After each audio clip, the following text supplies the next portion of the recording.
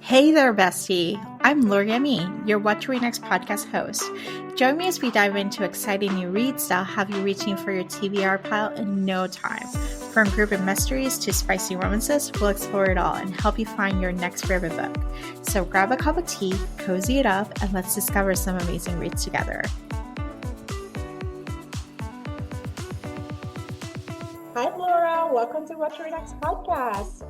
Laura, thank you for having me. I'm so glad to be back.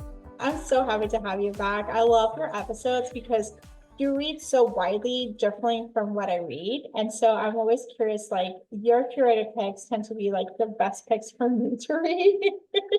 So like it's perfect. And I know my listeners sometimes we want to take a break from thrillers and like romance and cozies, and we just want to talk like do a little bit deeper issues. But this episode is a more beachy, soapy, like more engaging literary fiction. So first of all, tell us what you've been up to and talk to us about your book that's coming up.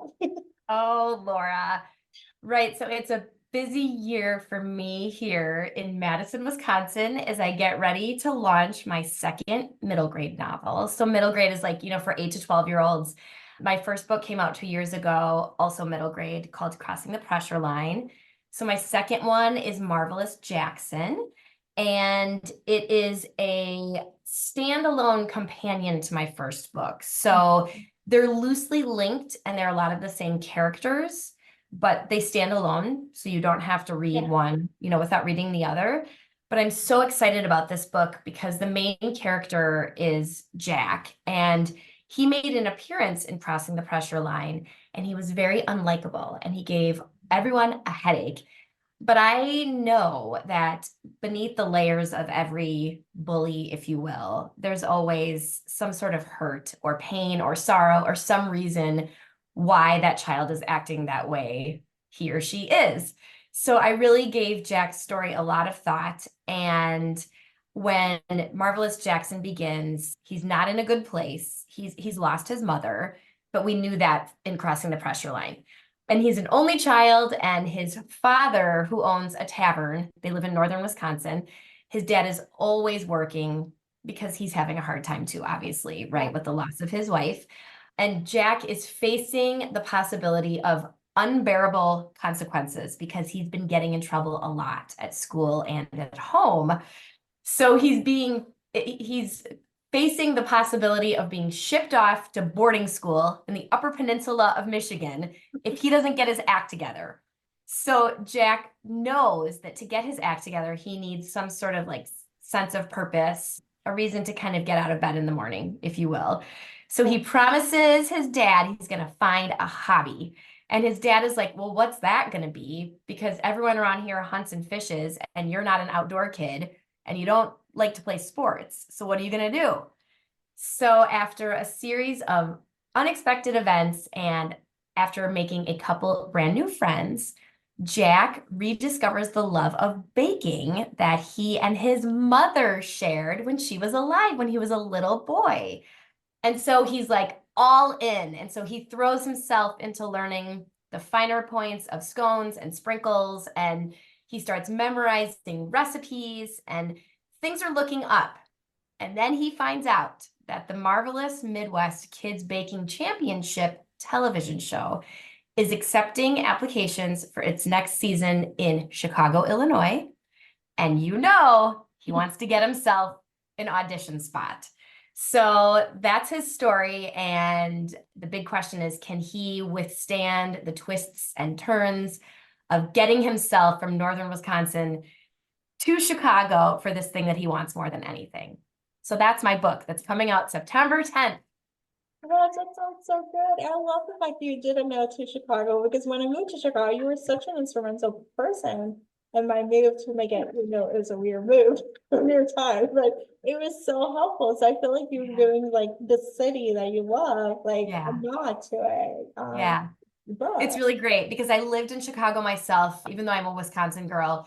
The first couple of years out of college, I lived in Chicago, and I love like the dichotomy of going from northern Wisconsin, where it's very rural and trees and lakes, you know, to heading to Chicago, which is the opposite. And the fun thing is, in my first book, In Crossing the Pressure Line, it's the complete reverse. It's a girl in Chicago who's going up north to spend the entire summer up north. And so I love that these two kids are having sort of opposite experiences, but yet there's a lot of common ground between them. So This is so exciting. yeah, thanks. And I hope we keep writing more books, you know? Thank you. Well, in between all of this, I'm also trying to write a third manuscript. So I'm working really hard, hopefully, on getting another middle grade novel done. And I envision it as being part of this, you Yeah. know, community, if you will, of kids that I've created through my two books. So hopefully there'll be a third. I like this. All right, so we're gonna talk about your book recommendations. You're a Yes. literary fiction person. You love Yes. your literary fiction, which is I love it. Talk to us about like your selection because you did a lot of thought process for this. Yeah. What's your process like? You know, selecting these books and like what can we expect from this list as a whole, and then we're gonna go into the recommendations. Okay. So when you asked me to be on the show, I love it when you kind of ask me to come up with sort of a pitch, if you will, and sort of look at books that all have something in common, right? And as you mentioned, literary fiction is my favorite genre. But I like to shake it up when I'm on your show because I know not everyone listening loves literary fiction. So what I did is the literary fiction I picked, I was very strategic about this. All of these books are written by women, first of all. That's really important to me when I'm on your show because I love focusing on women writers. But all of these books share something in common, and I think it's that you can envision them being on the screen. And I don't mean a movie screen, I mean a television screen, and I specifically mean soap operas. Yes, yes. Because I was born in the 70s, so I grew up in the 80s, and I have distinct memories of watching Falcon Crest and Dallas with my mother on Friday nights. Yes. And then like I also watched Another World and Days of Our Lives. Yeah. I don't even know if these shows are still on TV, but I like think Days is still on a Peacock, so it's still on. Days is it's still amazing, right? Like I have such great memories of sitting and watching soap operas and all of like the lies and deceit and the drama. And particularly when the episode ends, you know, you're always like, you know, hanging on by a thread, like, wait, this can't end. We need like they give you all these cliffhangers, right? And so you have to tune in the next day or the next Friday night if it's Dallas or Falcon Crest.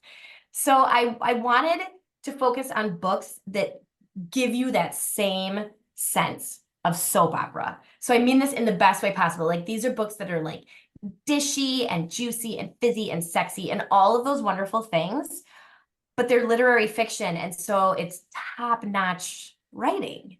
Yeah. So that's what I'm going to talk about today. And I'm I really am excited. I am very excited. So I want to do a shameless plug, but I do have a podcast. I have another show that is a Turkish soap opera rewatch. So we watch Turkish telenovelas and we talk about them and recap them because you know what better thing to do. I grew up watching Mexican telenovelas, Colombian telenovelas, and then later on became Turkish, the ones in Latin America. I did watch Dallas. My mom was like into Dynasty, Falcon Crest, like all these shows. Like we were kind of like equal opportunity of soap operas. So I grew up in a delicious diet of telenovelas, like the soapier, the crazier plot, the twist, the cliffhangers. Give it to me now. Yes. So, Well, it's funny when I told you that that was my idea for this podcast, you were like, "Oh my gosh. Like I'm in heaven. This is great." Because I was a little nervous. I'm like, "Is this going to fly?" And when you told me that about your other endeavor of watching and discussing soap operas, I'm like, "Okay, I'm in the right place here." we're in the right place. So I'm excited because these are books that I'm likely to go pick it up and I'm Yeah. actually going to read them or listen to them because I actually now I'm an audiobook person. So I'm very excited. So let's start with the recommendations. Let's start with like the first Get one. ready. You're going to be adding a bunch to your list here. Okay, so my first book is The Berry Pickers by Amanda Peters. And this book opens in 1962 when an indigenous family from Nova Scotia comes down to Maine to pick blueberries for the summer. Okay, so they're sort of at this camp, they're picking blueberries, and their nightmare begins when their youngest child, Ruthie, who's like 4 or 5, is snatched in broad daylight from the side of the blueberry field. They don't know who took her, they don't know where she went. Okay, so obviously that's a horrific experience, trauma with a capital T. And her disappearance really blows a hole in the entire family. So what this book is about is all the years later, how her disappearance has impacted her siblings and her parents, right? And some of them have made better choices than the other, which is where it gets kind of dishy. But it's also like a really substantial book because the author, Amanda Peters, is part Indigenous herself. So she writes with a knowledge and an empathy and a precision that I think are really compelling. And she alternates her chapters between a grown male and a grown female. And I'm not going to tell you how they're connected because it all comes together at the end. But their story is riveting. So like you will gasp, you will cry, you will get really angry. That was my takeaway emotion, was just anger. But it's truly a book that I just found so easy to read because one chapter, you end one chapter and you have to go into the next, just like a soap opera, because you're like, what is happening here? So it's centered around this family and it's great. So the Berry Pickers. I'm excited for this one.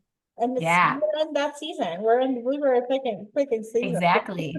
Exactly. Okay, so we're going to go from blueberries to peaches for my second book. There we go. And I did not do that intentionally, actually. As I was putting my stack together, I was like, oh, it's another fruit book. So Go as a River by Shelley Reed. It's a debut novel and it knocked my socks off. So it's beautifully told. Of all the books I'm talking about today, it's probably the most literary in that it's pretty serious. So it's more like a Falcon Crest, maybe Dallas, Yeah. like kind of serious and moody and atmospheric. But it's about a 17-year-old girl named Victoria Nash. And she falls head over heels in love, lust, if you will, with Wilson Moon, who's a very strapping young man, kind of a drifter who lands in her small ranch town of Iola, Colorado. I think it's about 1948. So it's about, 60 whatever years ago. So Victoria is motherless and lonely, and she's burnt out because she sort of acts as like the head servant for her family on this ranch because they're all growing peaches. It's actually a peach orchard. So she's desperate for a sense of adventure. And so when Wilson Moon lands in her town, she gets that adventure and more. So on the heels of this pivotal relationship, Victoria unfortunately faces like a kind of a string of tragedy. And this involves spending a summer by herself in a little hunting shack in the hills overlooking Iola. And that particular season of her life is like one of my most favorite moments in any book I have read lately. Like I loved this section of the book where she's by herself in this little shack. It's just absolutely riveting. So a lot of things happen. Again, gasping, crying. There were Kleenexes involved when I was reading this book. And she really takes quite a journey to wholeness and to understanding, and it's quite miraculous. But at the same time, like she's this very sensual, courageous young woman, and I think she belongs in a soap opera. Like she's amazing. So All right, Go as you had me at spending a time in the cabin by yourself. As someone who has spent a lot of times alone, I am yeah. fascinated by other people's experiences, and I'm like, how did you get through it? Oh my God, you have to read it then. It's just this whole part of it. I've been 4 years alone. Like, Yeah. it really comes down to it, especially the Yeah. first year and a half was just like the toughest one. So understanding other people's experiences and how they come about and how they relate to it, and how do you make time pass, Yeah. If you read it, you have to tell me what you think of I that will. section. I found it so moving, and I couldn't stop reading it because like you, I think it is really interesting to pick apart why people are alone and why they choose to be alone and what they struggle with, what they don't struggle with. It's really quite an examination. But that's only one of the sections. Like, I think, I don't remember how many sections it's divided into, but the other sections, you know, she's with Wilson, she's with her family, and there's so much drama, Yeah. relationship drama. So enjoy that one. I love this. Oh, Okay. oh, I heard about this one. Oh, Hamptons was reading it. That's all I've oh heard. okay.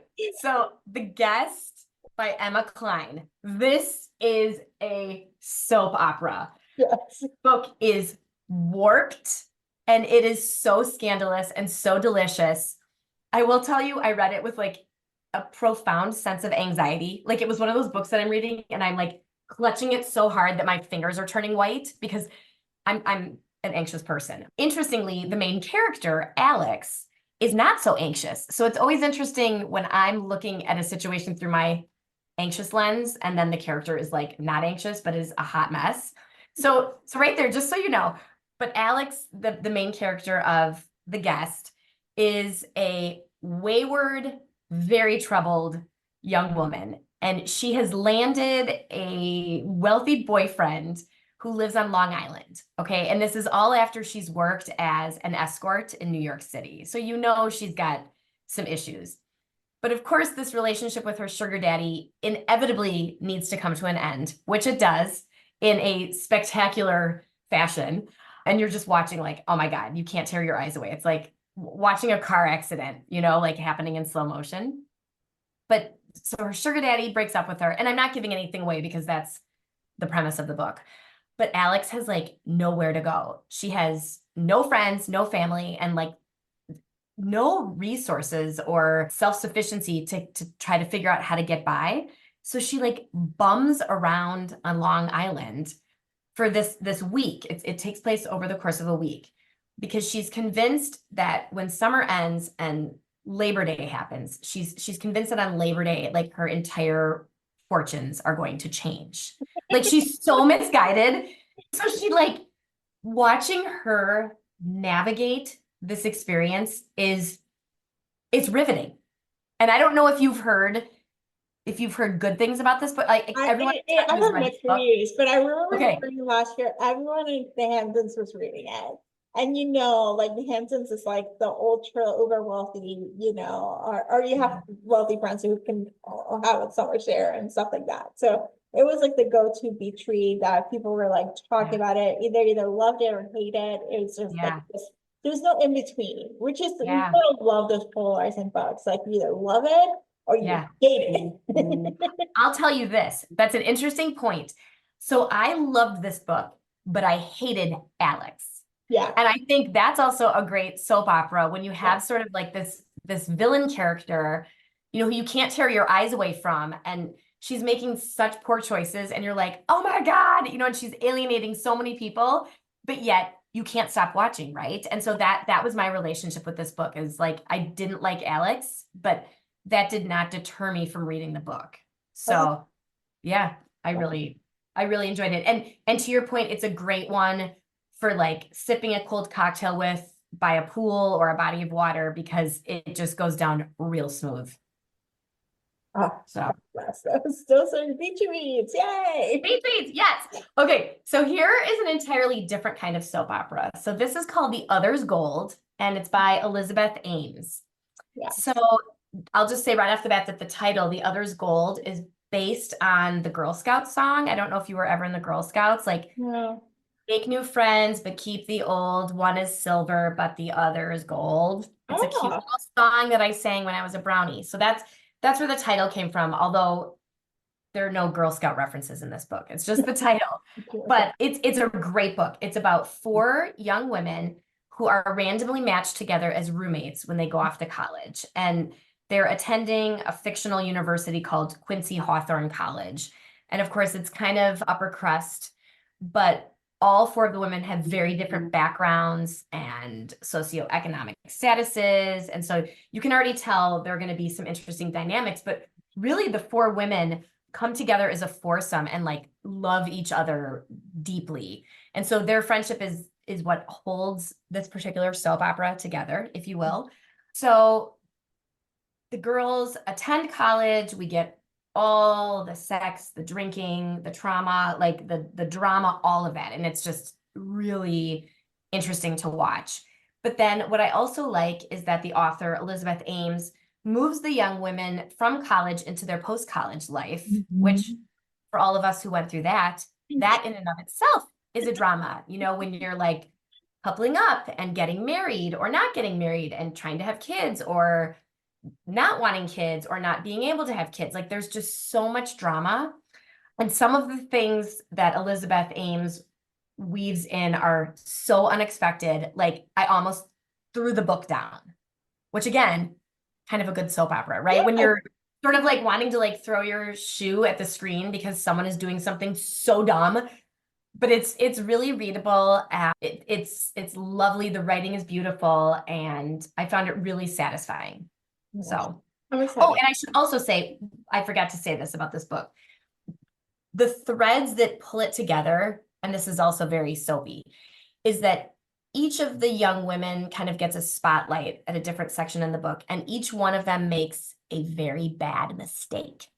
And Ooh. so they each do something that Elizabeth Ames is really good at this. Like you can see this woman, like her entire life sort of hinging on like the tip of a pin. And you know, like whichever way she goes is going to have really big implications. And whether or not you agree with that decision, it's really riveting to watch. And so it's those women dealing with the fallout of those big mistakes that they've made and the scars that they bear because of them. This looks so good. Really good. Really good. Okay. Another one. You've probably heard of this because this was also Yes, this an one. Instagram darling. No, come and get it. Yep. I like Holly. She did the whole nanny one. Such Such a a fun fun age. age. So this is her second book, which is just her second novel is just as good from the reviews that I heard. Yeah. So I think this is another book. The people, just like we were talking about Yeah. before, I feel like you kind of love it or hate it. But again, I fall into the category where I loved it because reading it was such a great pleasure for me, Mhm. even though I like hated most of the characters, Yes. which is okay. I mean, that's kind of, again, a good soap opera vibe. So Come and Get It is also a college novel, just like The Other's Gold. And this time it takes place all within a dormitory, and it's the Belgrade dormitory at the University of Arkansas, Fayetteville. And I'm just going to tell you, like, right from the beginning, it's a soap opera. Lies, yes. Deceit, yes. Sex, yes. Blood, yes. So you get all of it in this book. So the glue holding the book together is Millie Cousins, who's a fifth-year senior. She's a resident assistant. She just wants to graduate and like get a job and buy a house. She's just, you know, finishing up her college experience. But unfortunately for her, she gets a wicked section in her RA section of the dorm. Yeah. The suite next to her are these young women that live next door to her, and they're just a hot mess. And there's so much drama there. But the interesting thing about this story is things get even more warped when an interloper arrives on campus. And it's a woman named Agatha, and she's sort of like a professor slash writer slash reporter. And she's come to do some research to write a book, and she wants to interview some college students. So Millie sets up some interviews for Agatha with these women in her dorm so that Agatha can talk to them. But what ends up happening is that Agatha starts eavesdropping on them.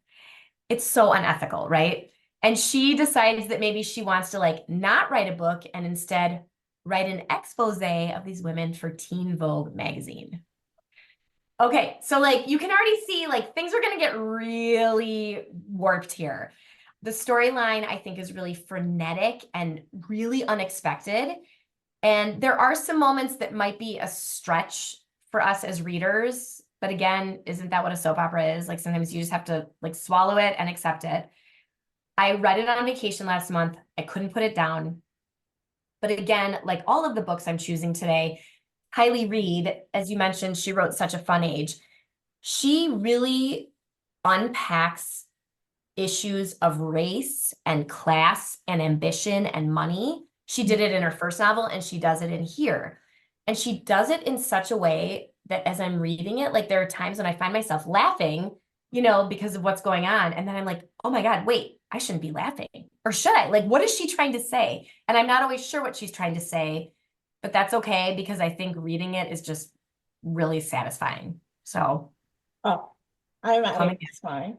You have me at college. yeah, right. I mean, it's such a good college. It's so collegey. It's like, Yeah.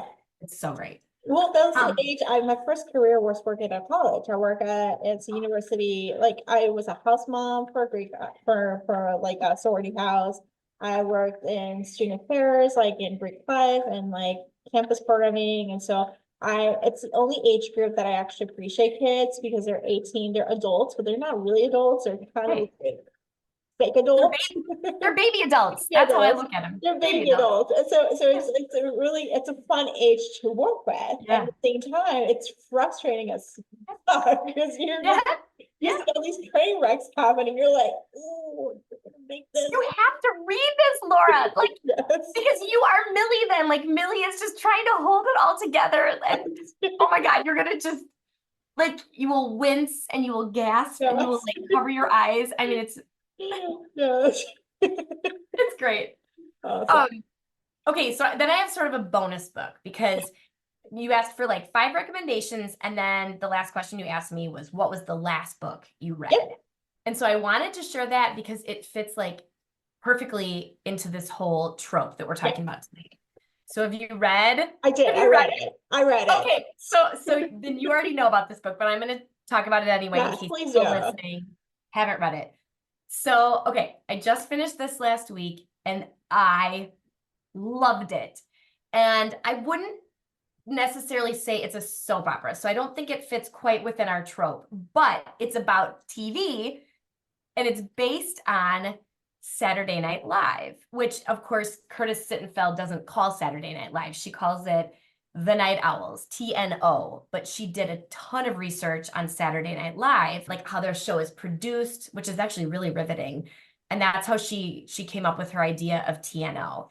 And so I thought, oh my gosh, this would be a great book to talk about today, just because Yeah. again, TV. But if you can get into like an SNL mindset, then you've got this book. So Curtis Sittenfeld is one of my favorite contemporary writers. Much like Kylie Reed, she touches on such big things, but Mhm. she does it in such a way that it's like eating cheese covered broccoli. Like you're getting your nutrients, you're getting your minerals, you're getting the fiber, all the good things, but then there's like cheese all over the top. And so it Yeah. tastes so good and it's so palatable.